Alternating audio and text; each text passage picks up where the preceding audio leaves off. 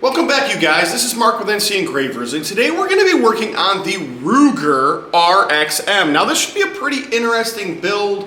If you're not sure about these happen to be a mid-tier, or I would at least call them that, Glock sort of clone, right? So they're not low on the super low side like a PSA Dagger, which is sort of, not to say it negatively, but it's sort of an entry-level, fully manufactured, built weapon, right? Coming from Palmetto State Armory.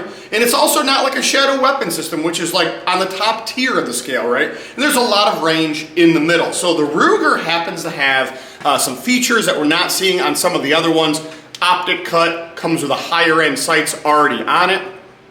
Barrel porting is what's going to take place today. I want to kind of show you guys the rest of this. So they do make a upgraded trigger that goes in one of these. This is a grip module type of design where the guts or the firing control guts can come out. You can put this into a different style, over-the-counter sold receiver, if that sort of makes sense. So if you happen to find one that's a 17 frame, big frame, you could technically take all of that out and you could put it into a 19 frame. Of course, this is a 19 style slide here today. So when we talk about being able to move things around and change things on the weapon, this is a very functional, adaptable type of weapon that you can make those changes to. Barrel porting is what's going to happen today. We've seen a lot of requests for it, and finally we've had somebody local that said, hey, I've got a pistol, I'll bring the whole thing by, and I thought it was an opportunity for us to take you guys through that build.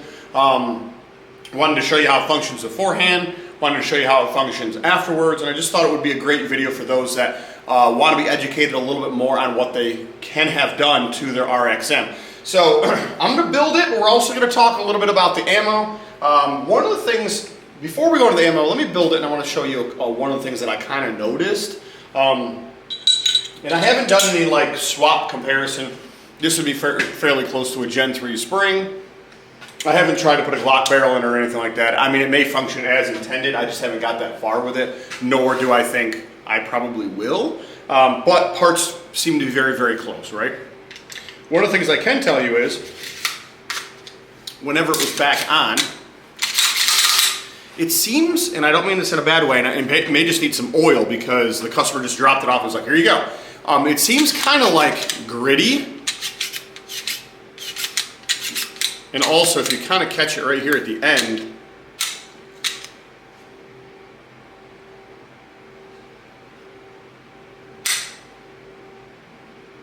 so we'll take a look at that a little closer too. Once again, it may just need to be cleaned. It may just need a little bit of oil, but I don't think we're gonna have any issues with it cycling. It just seemed a little odd that you could make it fail to fully chamber under the factory spring tension, which typically that's what we would see is what we've got some kind of an issue going on with a recoil spring. It is an upgraded trigger. I am assuming that it's a factory spring that's in there. Once again, I do have some Gen 3 springs here, so maybe if we get to that point, maybe I'll put a different spring in it and see how it goes if we run into problems, but you guys can kind of see. By the way, that's how you would test your spring, if you didn't know. Let's talk about the ammo. We've got Fiocchi 115 grain. We've got some Patriot 124s, and on the end, we've got some Winchester 147 grain. I do want to run this in the factory configuration with all three types of ammo. I want us to be able to see what that recoil looks like, because today, since we are doing barrel porting, that's sort of important to me. The before, if it was a factory gun, and then the after, if it was sent in and processed. And then we do want to narrow that down a little bit further. Did we have a functionality issue before we did anything? Did we have an issue after we've done some porting and things like that? So there's a little bit of comparison. We need to go back and forth. Cost effective though, out on the market. I think it's a very affordable weapon for what it is, especially if you're not a, sort of a Glock fanboy. It does have a different grip structure on the back. There are a lot of people that complain about the grips. I'm going to show you guys that a little bit closer. As for aftermarket modules, I don't know if those exist. These are made by Magpul. Got a little logo right here. And overall, the structure of the way the grip feature is 100% different than the Glock. So it's not a direct comparison. It's not an exact clone. The feel is different, the way things work and things like that. So it may be a little bit more for you if you don't happen to like the, once again, the factory lock. Guys, let's run through this. And then we're going to bring it back. We're going to talk about it a little bit. Of course, we've got to do a top window. Of course, we're going to do some other shooting. We've got some coatings that we're going to go into that we have to talk about a little bit here. But let's jump into shooting and let's see how this thing runs.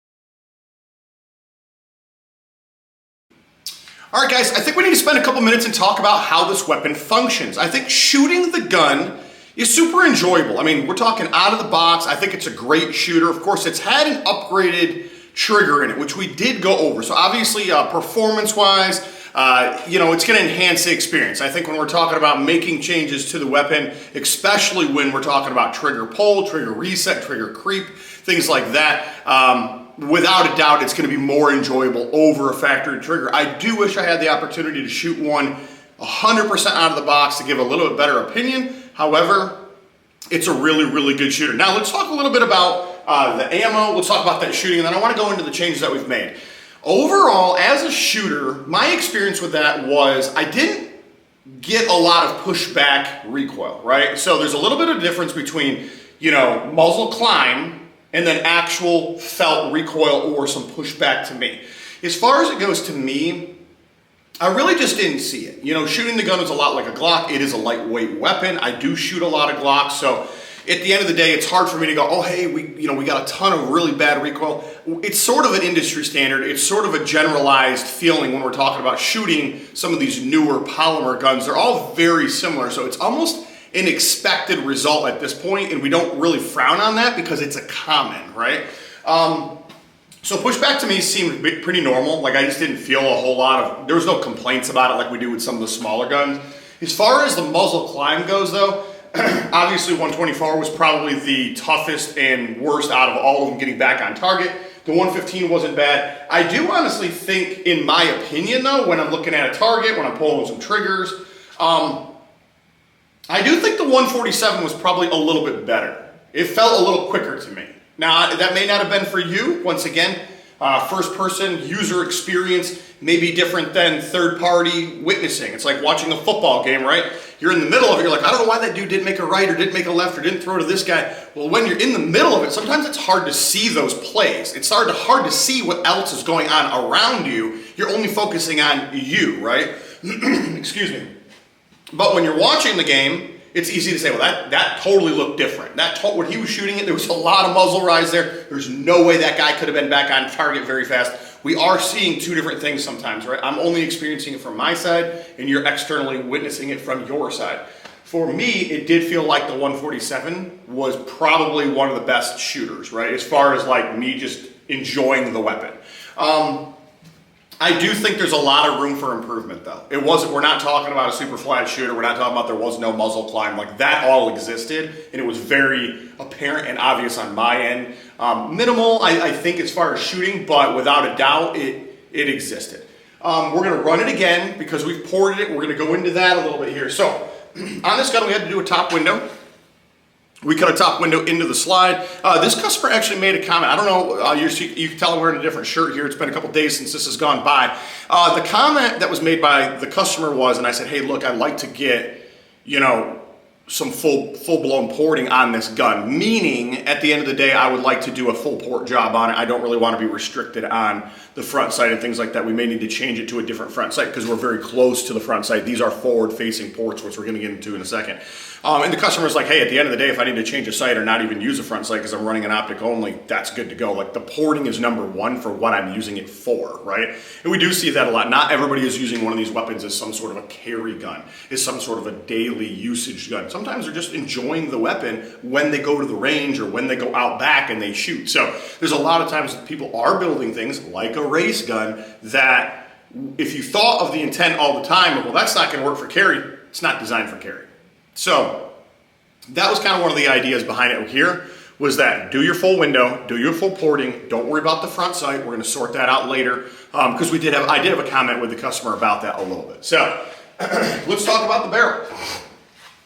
Barrel has been fully ported, forward-facing ports. And actually, this was an interesting one. You know, this is one of the reasons why I would encourage you guys to watch the videos. You're going to find information in these videos, content I'm going to give out and reveal that we don't really talk a lot about when we're talking about just processing an order or sending something in. And with that being said, kind of what I'm getting at is this was actually one of the designs that we did directly from Glock. So I took Glock's pattern, I moved it onto this gun, because of course, as we know, it's very close. I shot the gun and I actually wasn't happy with it. It wasn't that performance wasn't good, because it was. I think it was that performance wasn't best. And hopefully that makes a little bit more sense. This barrel actually went back underneath the laser. We actually opened ports, we adjusted things again, and then I went and ran some patterns again on it. You know, how does it function as far as usability? How does it pattern on paper as far as accuracy? These are things that we did again. And that's one of the advantages. If you have a unique gun, something that maybe we're doing the first time, something that's a different version, like we've got a Prodigy video coming out and there's, you know, we've got the middle child, there's the 5-inch, the mid version, and then there's like the small one, right? We have the mid child. But if we're running a gun that, and if I make a comment to you and you send an email and I go, hey, we haven't done one of those, but we can, I would always recommend that you send it, like the whole gun, because I can shoot it and go, you know, it's good, but it's not really best. You know what I mean? And then I can go back and look at things. I can look at how far a cartridge is coming out, how much gas is coming out the top, what kind of burn rate are we getting on some of these things. I can readjust those ports and retune until we get right to where we want to be without sacrificing specialty ammo, without going into special springs, right? So we can stay with factory stuff, but we have the opportunity to move into a better user experience. And that's exactly what we did here today. I shot it already, got it back off, take it back apart, got it back onto the laser, and I said, I think additional changes need to be made here. I like the performance, but it's not amazing. And I'm after amazing, I'm not after okay, right? That's just not how I am. So with that being said, guys, what we need to do now is we're gonna build it, and after that, I'm gonna run some rounds. I'm gonna run these 3 rounds through it again while I'm shooting. I'm gonna run the back 5 row, which you guys, we've talked about it before. We've got some Defender, we've got some Federal 115, we've got some Nightmarish 124, we've got some Tula 115, and we've got another 147 back here. I'm gonna run the back 5, which is gonna give us a total of 8 rounds, total count. I'm definitely gonna give you my opinion on the front 3, because that's really the challenge before and after. And then I'm gonna tell you what my experience has been with the back 5. If anything, just shot better. I'm always trying to point customers not only into the idea of what does a gun function, but I'm also trying to help you guys get into the idea of what ammo maybe should you be running, right? If you say, hey, I've got this gun, I want to send it in for porting, I am looking for the best user experience, what ammo should I be buying? The market offers a wide range of ammo, right? And you're going to get into it and you're going to basically go, I don't know what to buy, 147 is all the same, 124 is all the same. And what you're going to find out by watching enough of my videos is that they're not all the same, they don't function the same, especially between weapon to weapon. They just don't, right? Even if the porting was identical to a Glock, you're going to find out at the end of the day, they're not going to function 100% the same. There is going to be a weight change between those guns. There is going to be a different trigger pull between those guns. There's going to be different things. So I'm always trying to encourage you guys on best user experience and things like that. How could you further tune your weapon? Maybe you only have 115 Fiocchi. Maybe it runs as the best, maybe it runs as the worst. Maybe at the end of the day when you get it back, this is what you're running, but really you should be running, Federal, or you should be running 147, white box. Maybe there's something else that's actually a little bit better on that user experience. And I'm trying to give that information to you because more than likely if you're watching the video outside of curiosity, but you're thinking about sending it in, then you own it, right? So I'm trying to give you information about you. Guys, let's run these 3 rounds. I'm gonna do a little independent testing on the other part of it. Let's bring it back. Let's have a conversation about it.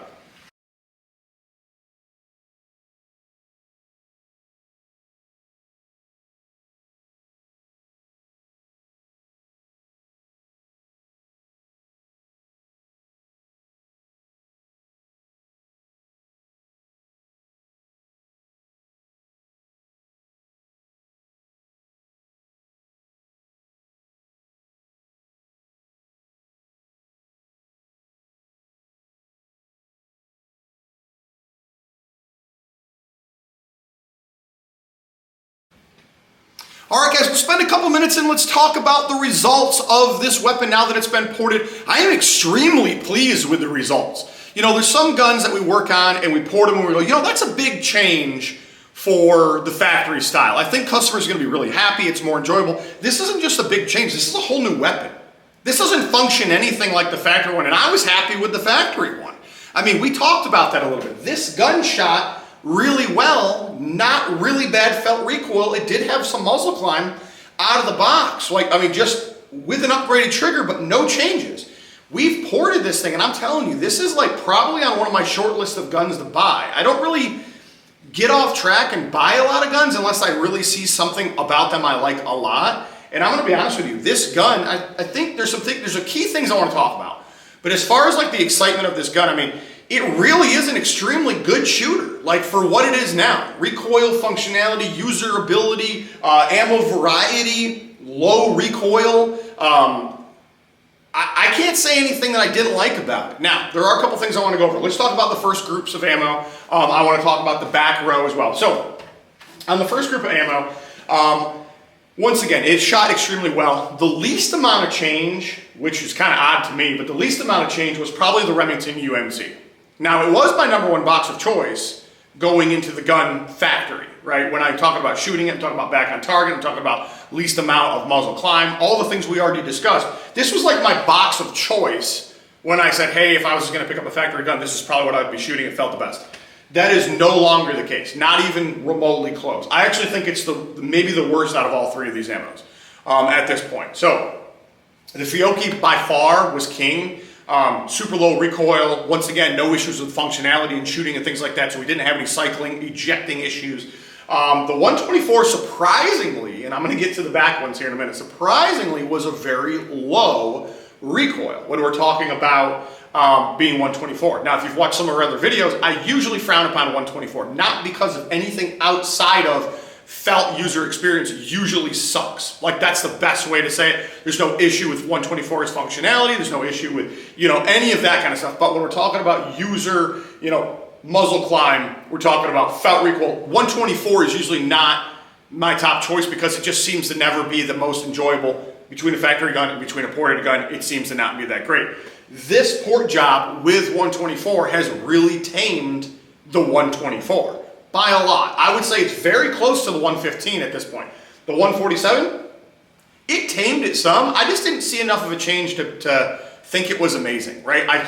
When we talk about shooting these three, it just wasn't the winner. You know, for me, it was probably this guy, and honestly, it's odd to say it, but probably the 124 was the second one runner-up. Let's talk about the back row. Now, before I go into it, I would encourage you guys to watch the before shooting, the after shooting. For those of you that are new to the channel, haven't seen a lot of our videos, whatever box is out on the counter is what we're actually shooting in that segment. So you don't have to go back, you don't have to go searching what ammo is he doing, what did he say, what did he talk about. Pay attention to the box. If you watch the video even a little bit, you would have known 115, 124, and 147 is what we're discussing here, and those boxes are correlated in the shooting. Let's talk about the back row for a minute. Surprisingly, this weapon functioned different than pretty much anything I've ever shot before when we're talking about the back row. First of all, when we go in, I'm going to start with the worst and we're going to go right straight into the best. The worst was probably also the 147. So the white box 147 and the Remington UMC 147, you know, they weren't bad shooters, but they weren't enjoyable like the rest of it, and this one was actually worse than that one. So this is probably the worst box out of all of them. All 8 boxes that are out here, that one sucks the most, if that's, you know, if that's your 8th slot, I guess. When we move into 124, honestly, it was kind of odd, because we have 2 124s out here. For those of you that don't know, we've got the white box, which I always complain about, always, and then we have Patriot, which is, you know, it's usually okay. It's not amazing either. Believe it or not, the white box actually shot more tamed than the Patriot 124, which is super surprising because I hate the 124 white box. Like, it's kind of a personal thing I've got going on. If you've been watching our last couple of videos, we talk about the 124 typically sucks. It's not favorable. In this case, it really wasn't the worst out of the two 124s. Probably it was the better, and the Patriot was probably not. I still don't recommend it. I can't say that any clearer than that. But at the end of the day, it was a good shooter for what it is, right? If you went to the range, ran out of ammo, had to pick up a box of ammo at the counter, they only sell white box 124. With this gun, you'll probably enjoy it. With some of the other guns, you probably won't enjoy it.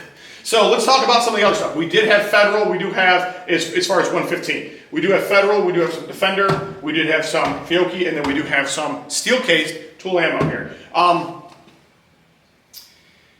Typically speaking, we would usually say steel case ammo sucks, it's overpowered, doesn't work. It was actually one of the best out here. It was not the best, but it was probably number 2, maybe 3. I know there's only 4, but give me a point here. So at the end of the day, I think if I was going to put it down and narrow it down for you, the Federal was number 1 by King, right? I mean, it was close.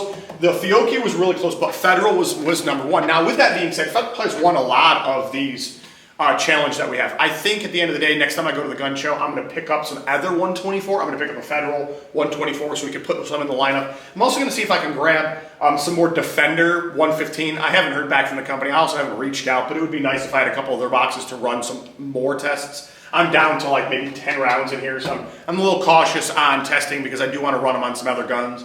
But yes, once I go to one of the next shows, I may pick up some other stuff and see if I can snag a couple more boxes to give us some more of a challenge here. But the Federal was probably king. The Fiocchi, it was so close I probably couldn't tell, but the Federal seemed a little bit better. No issues on functionality, which we have seen before on some guns that have been ported. I think it was our SAR video. We had an issue with the factory spring.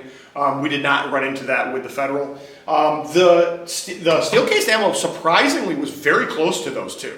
You probably would never believe that. Usually steel-cased ammo is just kind of a nightmarish. It's not as bad as 124, but usually it's not favorable. Like, you're not picking it up, you're not shooting it, it's kind of dirty, there's no value in it, doesn't have really good felt recoil. There's a lot of reasons to not buy it unless you're just on the cheap, right?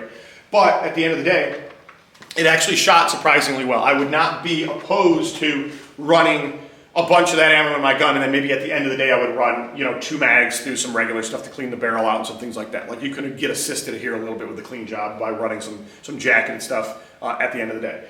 With that being said, it wasn't bad. The Defender was probably 4th out of all of them. It wasn't because I rated it at number 4th out of these ammos, and it wasn't because it didn't shoot good. I think it was because it was the most dirtiest in the port job. So that was kind of one of the things that kind of threw it off. If it would have won for number 1, I would have said, hey, look, it's the best shooting, but it's also the dirtiest. You know what I mean? So it did end up coming out at the end where it was probably number 4, but that's by no stretch. I mean, it was like a contender with the rest of them, but that was a deciding factor that put it down at the bottom of the pile.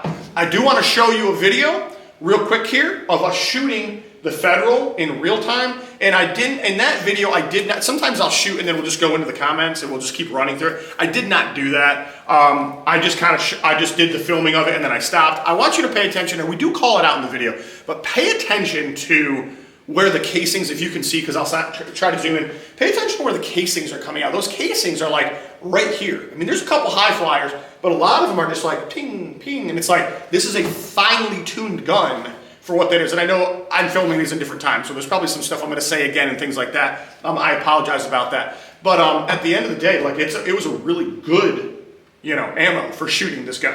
All right, guys, I told you I would pick the best one and I would show you, and here we are. So I ran everything. The Federal was by far the best. Here we go. We've got 10 rounds. I'll zoom you in as we go. Pay attention to the ejected casings and how far they come out. I mean, this is like a finely tuned port job for this ammo specifically. You're not going to see over casings coming out and things like that. It's really, really nice. Now, once again, I'm going to do my best on this end. We do not have any sights on this gun. This is a function test is what this is.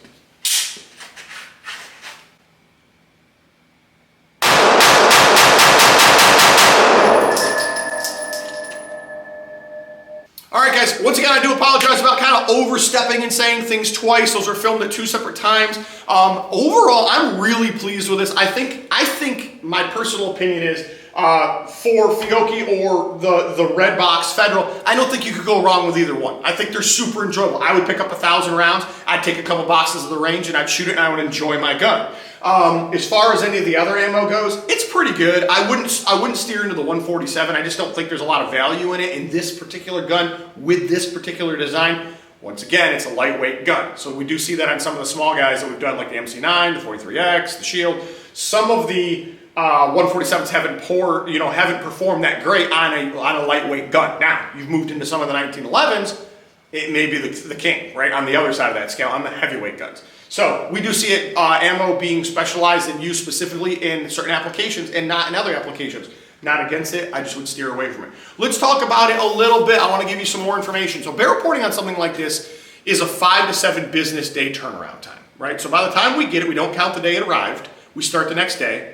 We cut the window, we port the barrel. If you provided the entire gun, we'll probably run a couple rounds through it. It's not necessarily necessary. It is something that we've done before. We have fine-tuned this port design to this gun without your gun being here. We already kind of know the results that we're going to get. If there's something that we want to fine-tune more, maybe you've changed something, you've got some upgraded springs in the gun, maybe there's some other things that you've tweaked a little bit, yeah, we may say, hey, look, you probably should provide it. We would really like to shoot it. We want to make sure we're not going to have some sort of an issue with X, Y, or Z, so we want to make sure that we aren't sending something back and causing a problem. However, if you have a factory gun, this is pretty much what you could expect, aside from the trigger, because it's been upgraded, pretty much what you could expect as far as shooter experience goes, which is super enjoyable over the factory gun. All right, let's talk about a couple other things. So, as a business, we've been doing porting for quite some time, right? We didn't really start offering it to the general public until about the beginning of 2026.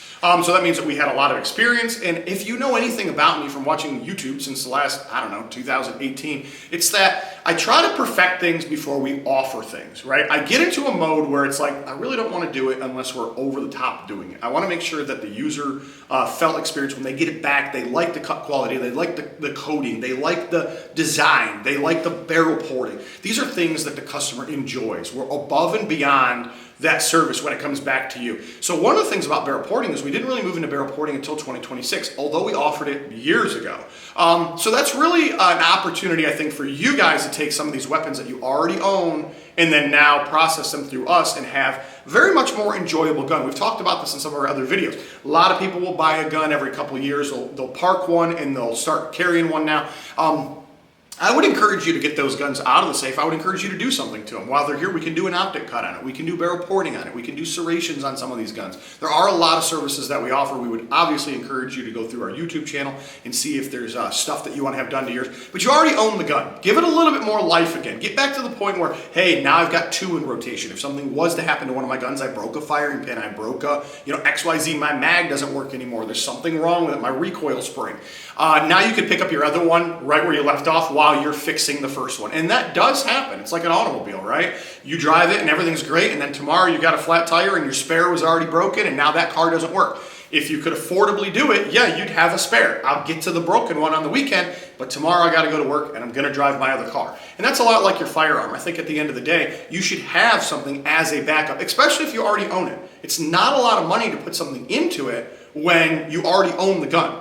It's very little to get this back up and running to where you want it to be to find enjoyment back in it again. Guys, if you have any questions, feel free to let us know. We are limited on what we can say on the YouTube account because they think we're selling guns, so please go to the webpage. There is a link down in the description below that usually will bring you right to the service if you want to know more about the cost. There's also a link that will bring you to our Facebook and our Instagram if you want to follow along over there. And then, of course, you can just send us a direct email. And the idea is we'll do our best to answer any questions that you have and to process that work. And I think at the end of the day, you'll move into owning a weapon that you're a little bit more enjoying than how it is now. Guys, I'll catch you in the next.